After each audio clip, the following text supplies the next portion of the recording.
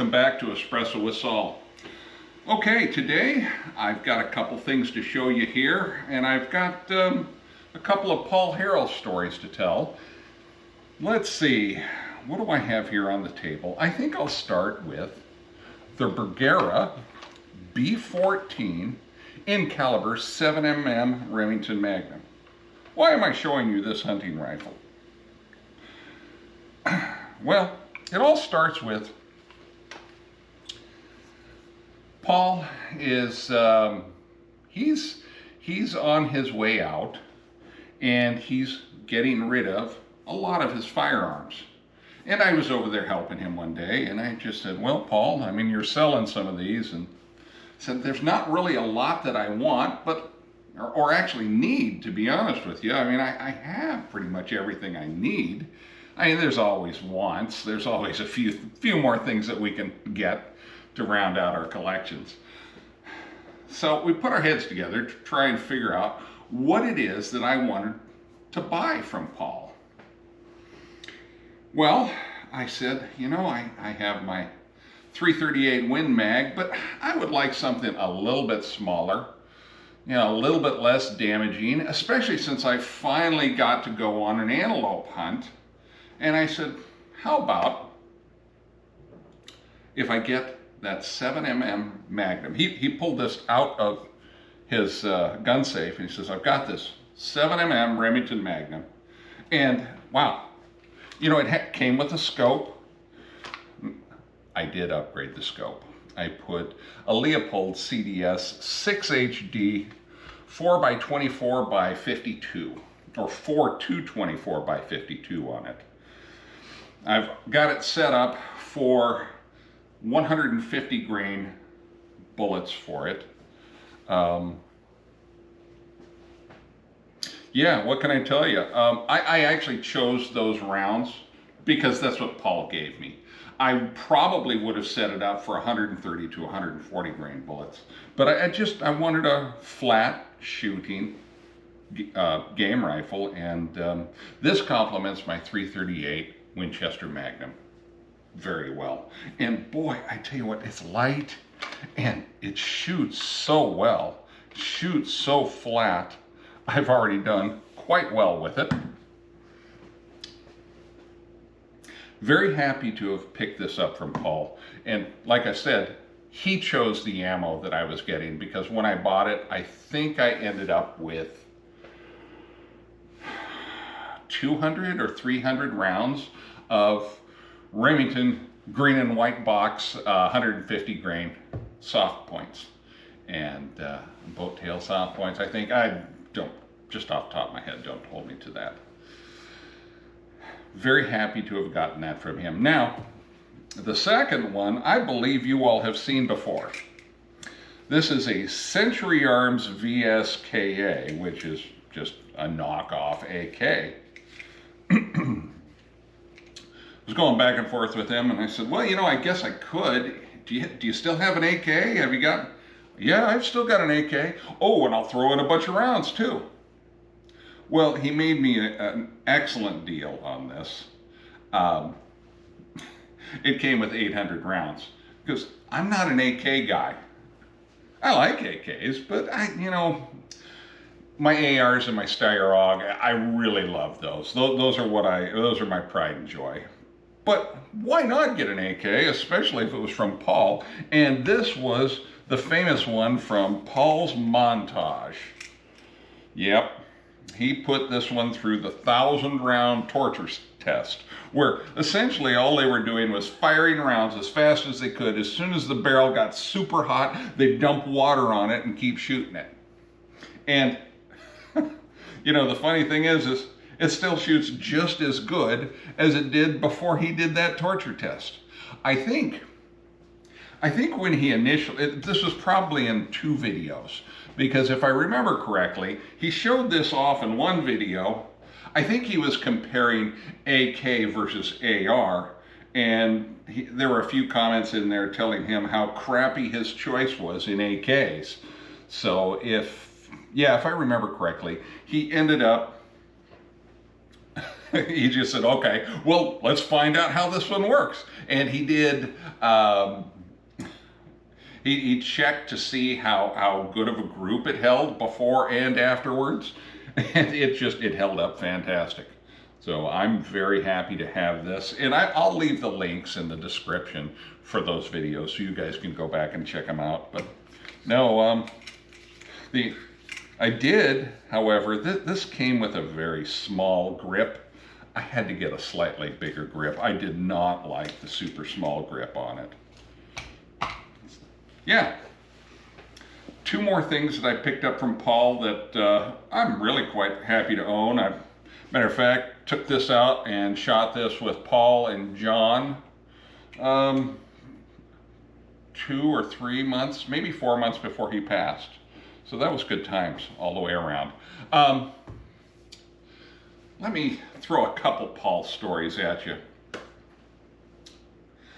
I've just known Paul a few months, and I think I had already picked up that crappy Jennings 22 that I told you guys about. And he wanted to go out and do a survival, spend the night with just the gear that we have. We could take,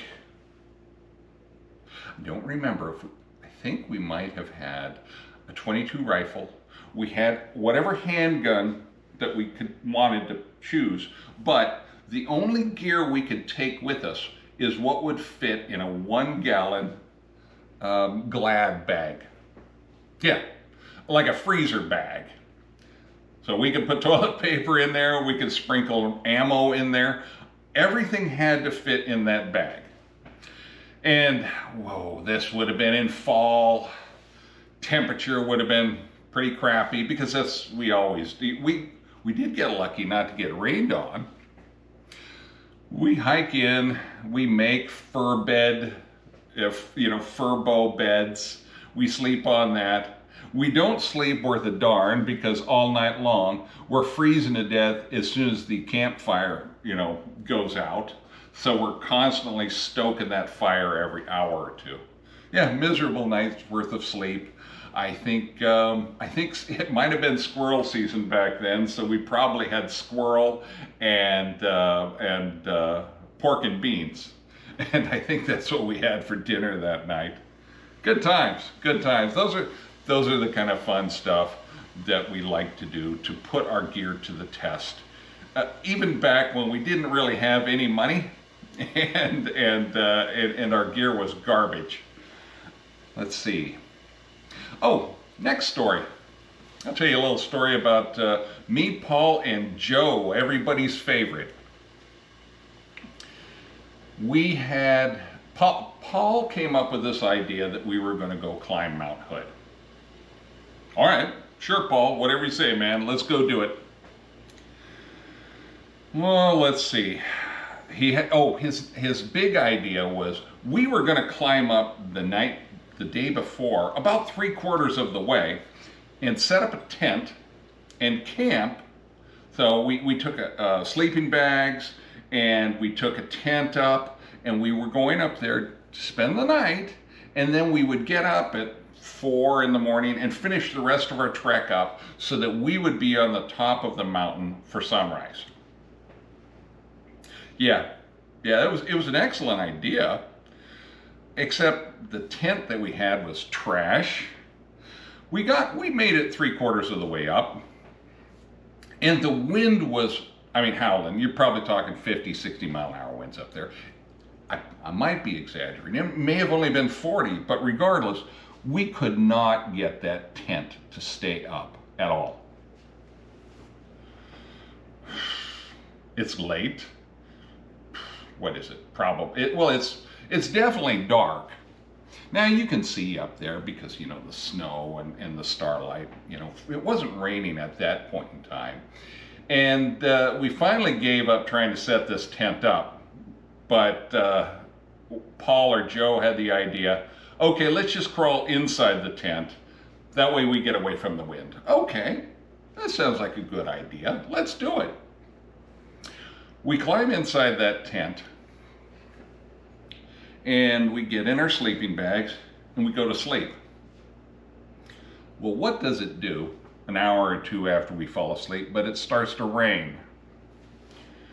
And it's cold, but it's not quite freezing. No, it's probably about 35 degrees outside and raining on top of us with this tent that's just laying on top of us. And I probably had the worst sleeping bag of all of us, but at least it was big enough to fit me. Well, it was until it started getting wet at my feet.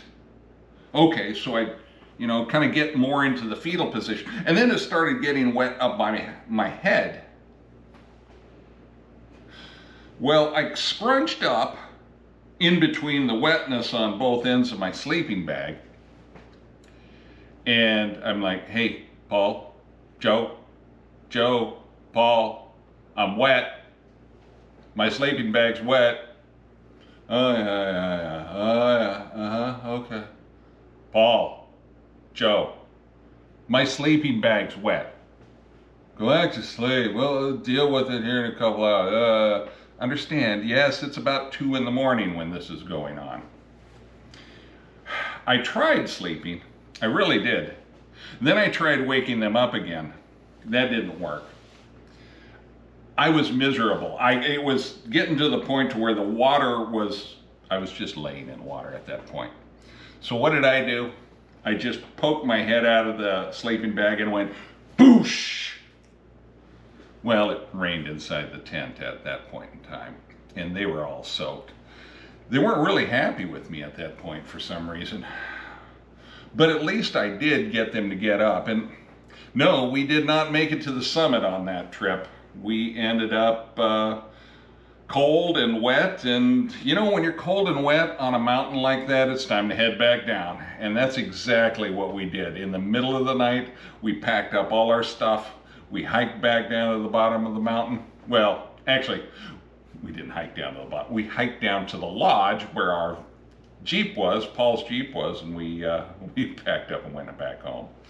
So, yeah, I think they had a few choice words for me. I can't remember what those were in this video, but if they come to me, I'll let you guys know. Anyway, thanks for joining, and I'll see you next time.